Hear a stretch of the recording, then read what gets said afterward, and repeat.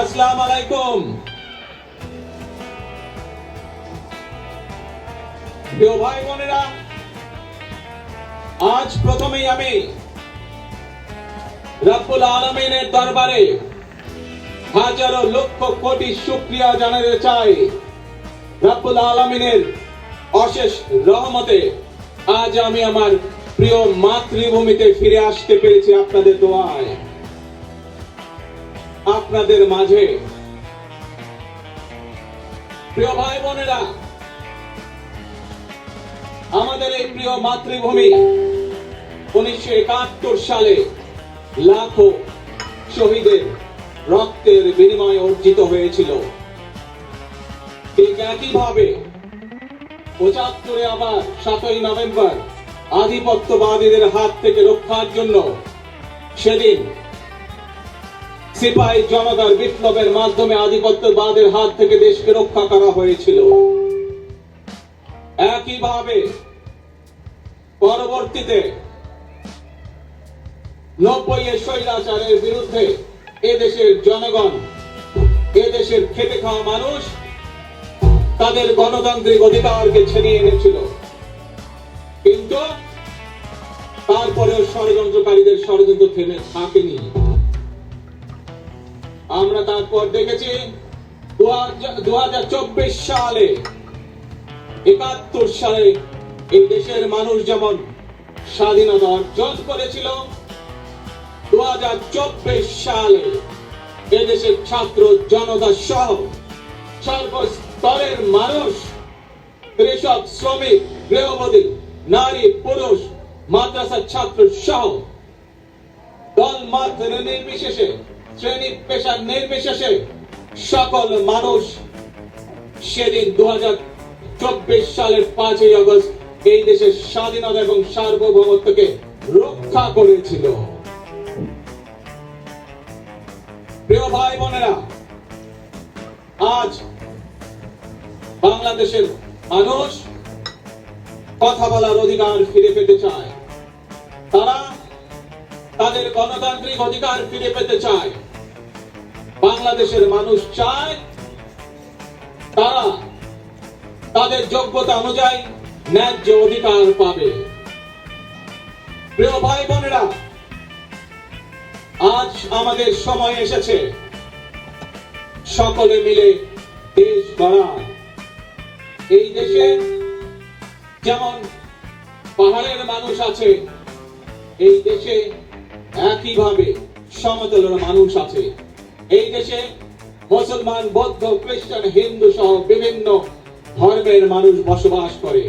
আমরা চাই সকলে মিলে এমন একটি বাংলাদেশ গড়ে তুলবো আমরা, যেই বাংলাদেশের স্বপ্ন একজন মা দেখেন, অর্থাৎ একটি নিরাপদ বাংলাদেশ আমরা গড়ে তুলতে চাই। যে বাংলাদেশে একজন নারী, একজন পুরুষ, একজন শিশু যেই হোক না কেন নিরাপদে ঘর থেকে বের হলে নিরাপদে ইনশাআল্লাহ ঘরে আবার ফিরে আসতে পারে। প্রিয় ভাই বোনেরা, এই দেশের জনসংখ্যা অর্ধেক নারী, 4 কোটিরও বেশি তরুণ প্রজন্মের সদস্য, 5 কোটির মতন শিশু, 40 লক্ষের মতন প্রতিবন্ধী মানুষ রয়েছেন, কয়েক কোটি কৃষক, শ্রমিক রয়েছেন। এই মানুষগুলোর একটি প্রত্যাশা আছে এই রাষ্ট্রের কাছে, এই মানুষগুলোর একটি আকাঙ্ক্ষা আছে এই দেশের কাছে। আজ আমরা সকলে যদি ঐক্যবদ্ধ হই, আজ আমরা যদি সকলে প্রতিজ্ঞাবদ্ধ হই, তাহলে আমরা এই লক্ষ কোটি মানুষের সেই প্রত্যাশাগুলো পূরণ করতে পারি ইনশাআল্লাহ। প্রিয় ভাই বোনেরা, 71 সালে আমাদের শহীদরা নিজের জীবন উৎসর্গ করেছিলেন এই রকম একটি বাংলাদেশ গঠনের জন্য। বিগত 15 বছর স্বৈরাচারের বিরুদ্ধে শত শত হাজারো গুম খুনের শিকার হয়েছে শুধু রাজনৈতিক দলের সদস্য নয়, নিরীহ মানুষও প্রতিবাদ করতে গিয়ে অত্যাচার নির্যাতনের শিকার হয়েছে, জীবন দিয়েছে। 2024 সাল মাত্র সেদিনের ঘটনা। কিভাবে আমরা দেখেছি আমাদের তরুণ প্রজন্মের সদস্যরা কিভাবে নিজের জীবন উৎসর্গ করেছে দেশের এই স্বাধীনতা এবং সার্বভৌমত্বকে রক্ষা করার জন্য। প্রিয় ভাই বোনেরা, কয়েকদিন আগে এই বাংলাদেশের 24 আন্দোলনের এক সাহসী প্রজন্মের এক সাহসী সদস্য ওসমান হাদিকে হত্যা করা হয়েছে। ওসমান হাদি শহীদ হয়েছে। প্রিয় ভাই বোনেরা, ওসমান হাদি চেয়েছিল এই দেশের মানুষের জন্য গণতন্ত্র প্রতিষ্ঠিত হোক, এই দেশের মানুষের গণতান্ত্রিক অধিকার প্রতিষ্ঠিত হোক, এই দেশের মানুষ তাদের গণতান্ত্রিক এবং অর্থনৈতিক অধিকার ফিরে পায়। আজ 24 আন্দোলনে যারা শহীদ হয়েছেন, ওসমান হাদি সহ 71 যারা শহীদ হয়েছেন, বিগত স্বৈরাচারের সময় বিভিন্ন ভাবে খুন গুমের শিকার হয়েছেন, এই মানুষগুলোর রক্তের ঋণ যদি শোধ করতে হয়, আসুন আমরা আমাদের সেই প্রত্যাশিত বাংলাদেশ গড়ে তুলব, যেখানে আমরা সকলে মিলে কাজ করব, সকলে মিলে আমাদের প্রত্যাশিত বাংলাদেশকে গড়ে তুলব। প্রিয় ভাই বোনেরা, বিভিন্ন আধিপত্যবাদ শক্তির গুপ্তচরেরা বিভিন্ন ভাবে ষড়যন্ত্রে এখন লিপ্ত রয়েছে। আমাদেরকে ধৈর্যশীল হতে হবে, আমাদেরকে ধৈর্য ধারণ করতে হবে। বিশেষ করে তরুণ প্রজন্মের যে সদস্যরা আছেন, আপনারাই আগামী দিন দেশকে নেতৃত্ব দিবেন, দেশকে গড়ে তুলবেন। এই দায়িত্ব তরুণ প্রজন্মের সদস্যদেরকে আজ গ্রহণ করতে হবে, যাতে করে এই দেশকে আমরা সুন্দরভাবে গড়ে তুলতে পারি। শক্ত ভিত্তির উপরে গণতান্ত্রিক ভিত্তি, শক্তিশালী অর্থনৈতিক ভিত্তির উপরে যাতে এই দেশকে আমরা গড়ে তুলতে পারি। প্রিয় ভাই বোনেরা, আমার সাথে আজকে মঞ্চে এখানে বহু জাতীয় নেতৃবৃন্দ বসে আছেন। আসুন আজকে আমরা দুহাত তুলে আল্লাহর দরবারে দোয়া করি, আল্লাহর রহমত আমরা চাই। যে সকল জাতীয় নেতৃবৃন্দ এই মঞ্চে আছেন, মঞ্চের বাইরে যে সকল জাতীয় আরো নেতৃবৃন্দ আছেন, আমরা সকলে মিলে এই দেশকে নেতৃত্ব দিয়ে আমাদের বাংলাদেশের জনগণের প্রত্যাশিত সেই বাংলাদেশকে আমরা গড়ে তুলতে চাই।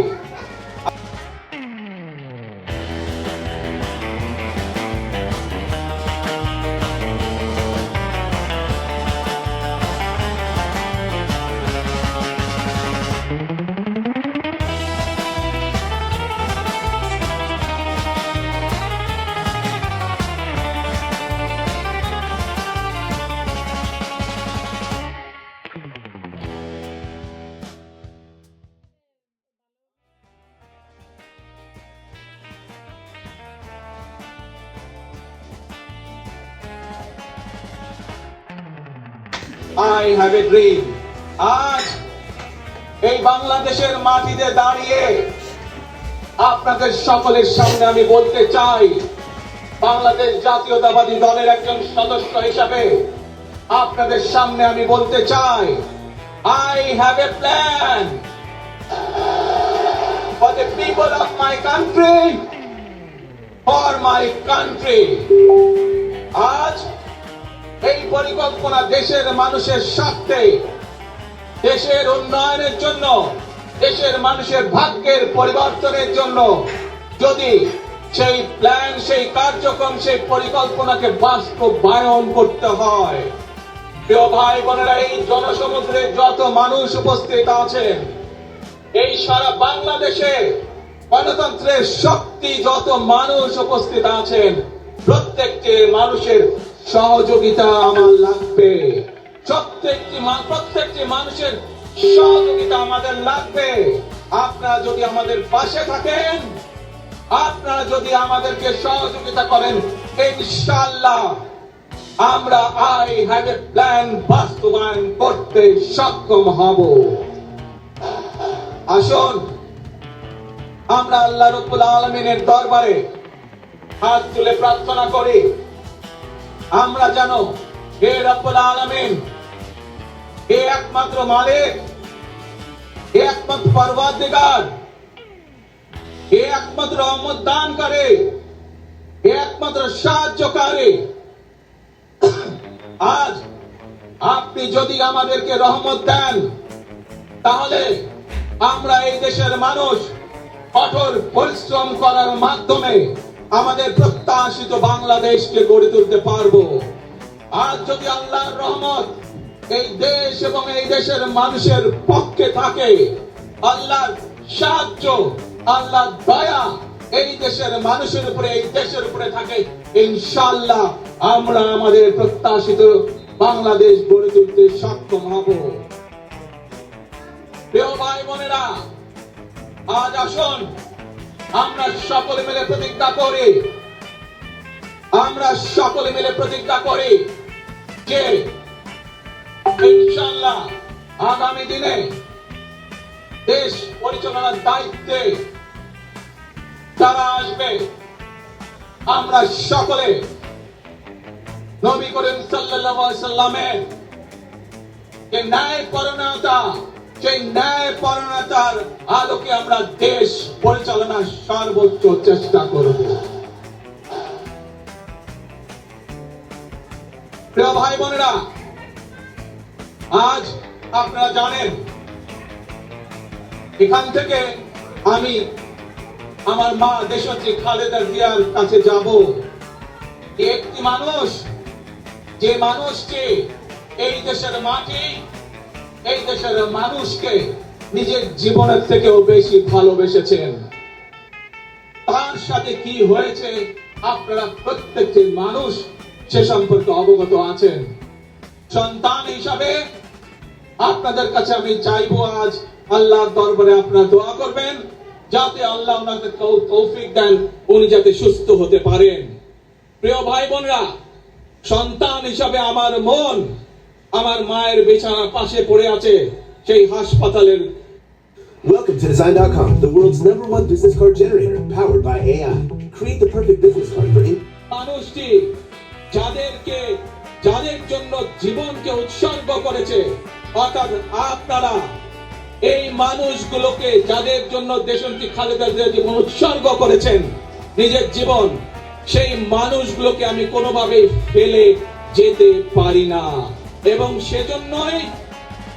সেজন্যই আজ হাসপাতালে যাওয়ার আগে আপনাদের প্রতি সহ টেলিভিশনগুলোর মাধ্যমে যারা সমগ্র বাংলাদেশে আমাকে দেখছেন, আপনাদের সকলের কাছে কৃতজ্ঞতা প্রকাশ করার জন্য আজ আমি এখানে দাঁড়িয়েছি আপনাদের সামনে। প্রিয় ভাই বোনেরা, আসুন আমাদেরকে আজকে নিশ্চিত করতে হবে, আমরা যে ধর্মের মানুষ হই, আমরা যে শ্রেণীর মানুষ হই, আমরা যে দলেরই রাজনৈতিক দলের সদস্য হই অথবা একজন নির্দলীয় ব্যক্তি হই, আমাদেরকে নিশ্চিত করতে হবে যে কোনো মূল্যে আমরা আমাদের এই দেশের শান্তি শৃঙ্খলাকে ধরে রাখতে হবে। যে কোনো মূল্যে যে কোনো বিশৃঙ্খলাকে পরিত্যাগ করতে হবে।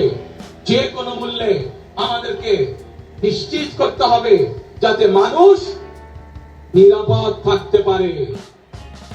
শিশু হোক, নারী হোক, পুরুষ হোক, যে কোনো বয়স, যে কোনো শ্রেণী, যে কোনো পেশা, যে কোনো ধর্মের মানুষ যেন নিরাপদ থাকে, এই হোক আমাদের চাওয়া আজকে।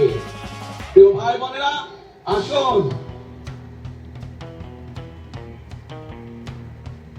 প্রিয় ভাই বোনেরা, সবাই মিলে আজ আমরা প্রতিজ্ঞাবদ্ধ হই, সবাই মিলে করব কাজ। কে ধরে আরো সবাই মিলে করব কাজ, করব আমাদের বাংলাদেশ।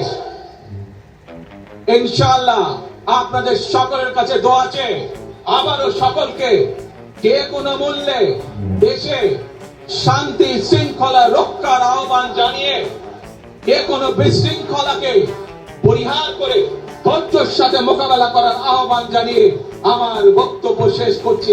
আবারও আপনাদের কাছে কৃতজ্ঞতা প্রকাশ করছি আজকে আমাকে এইভাবে বরণ করে নেওয়ার জন্য। আল্লাহ হাফেজ।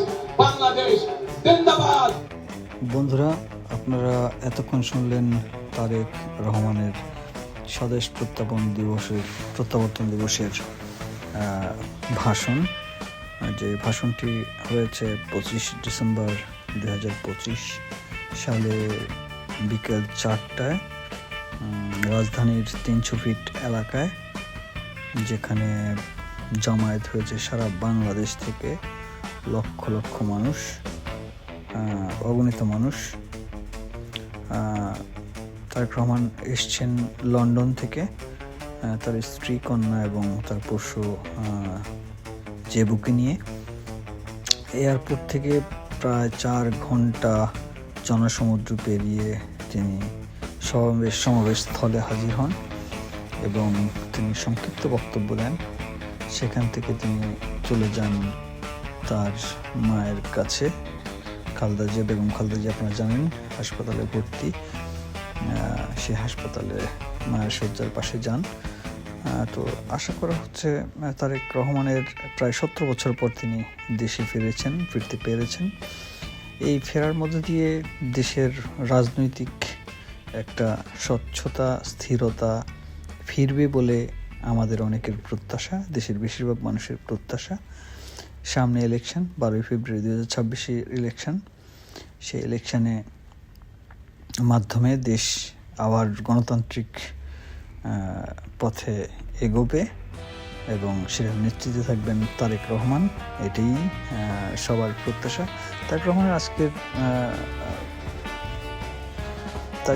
আজকের বক্তৃতায় উল্লেখযোগ্য একটাই পয়েন্ট, সেটা হচ্ছে তিনি বলেছেন আই হ্যাভ আ প্ল্যান। তার এই প্ল্যানের মধ্যে কি আছে সেটা আমরা আস্তে আস্তে নিশ্চয়ই জানতে পারবো। তার জন্য আমাদের একটু অপেক্ষা করতে হবে। তবে দেশ নয়, বিশ্ব জুড়ে তারেক রহমানের এই স্বদেশ প্রত্যাবর্তন এবং তার ভাষণের এই একটি লাইন নিয়ে আলোচনা হচ্ছে, যেখানে তিনি বলেছেন আই হ্যাভ এ প্ল্যান। তো বন্ধুরা, দেখা যাক তারেক রহমানের এই প্ল্যানের মধ্যে ঠিক কী আছে সেটা আমরা ক্রমশ জানতে পারবো। তার জন্য আমাদেরকে একটু অপেক্ষা করতে হবে। তো আজ এই পর্যন্তই। সবাই ভালো থাকবেন।